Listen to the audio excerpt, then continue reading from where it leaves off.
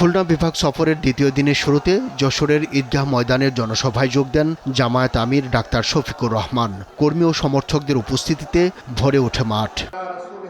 বক্তব্যের শুরুতেই জামায়াতের আমিরের প্রতিশ্রুতি, যশোর হবে সিটি কর্পোরেশন। আল্লাহ যদি আমাদেরকে দেশ সেবার সুযোগ দেন, যশোরকে আমরা শহরকে সিটি কর্পোরেশনে উন্নীত করব। শফিকুর রহমান বলেন, গণভোটে হাঁ জিতলে জিতবে বাংলাদেশ। কড়া জবাব দেন জামায়াতের নারী কর্মীদের উপর হামলার, পরামর্শ দেন বিএনপিকে শোধরানো।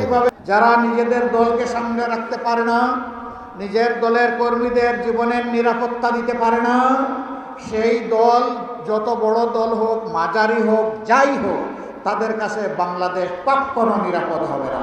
আমরা আমাদের ভাইদেরকে বলি, আপনারা দেশ গড়ার আগে দলটা গড়েন ভালো করে। এই ক্ষেত্রে আমাদের কোনো সহযোগিতা লাগলে তাও করব।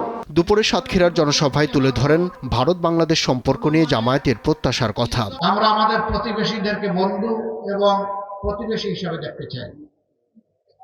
আমরা তাদের সাথে উত্তম আচরণ করতে চাই, কিন্তু আমরা তাদের কাছ থেকেও উত্তম আচরণ চাই। আমাদের কথা সাফ, আমরা ন্যায়সঙ্গত পন্থায় কারো কোনো ক্ষতি না করেই তাদের সাথে উত্তম সম্পর্ক আমরা রাখতে চাই। আমরা উত্তম বন্ধু হিসাবে রাখতে চাই, কিন্তু আল্লাহর কসম আমরা কাউকে প্রভু হিসাবে আসতে দেব না। বিকেলে খুলনা নির্বাচনী জনসভায় যোগ দেন জামায়াত প্রধান। 12 ফেব্রুয়ারি 5টি বিশ্ববিদ্যালয়ের ছাত্র সংসদ নির্বাচনের মতো রায়ের প্রত্যাশার কথা জানান তিনি। যুব সমাজ জানিয়ে দিয়েছে, আমরা ওই বস্তা পচা পুরানা বন্দোবস্ত চাই না।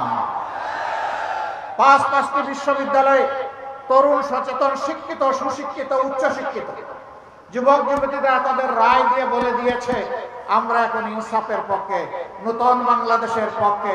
আশ্চর্য বিষয়, আমাদের একটি বন্ধু সংগঠন তারা ফ্যামিলি কার্ড দেওয়ার ঘোষণা করেছেন এবং এটাও বলেছেন যে এটা মায়ের হাতে দেবেন।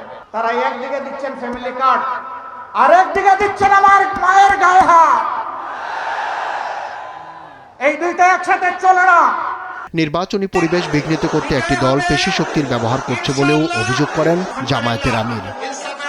আব্দুল্লাহ শাফি, সময় সংবাদ, ঢাকা।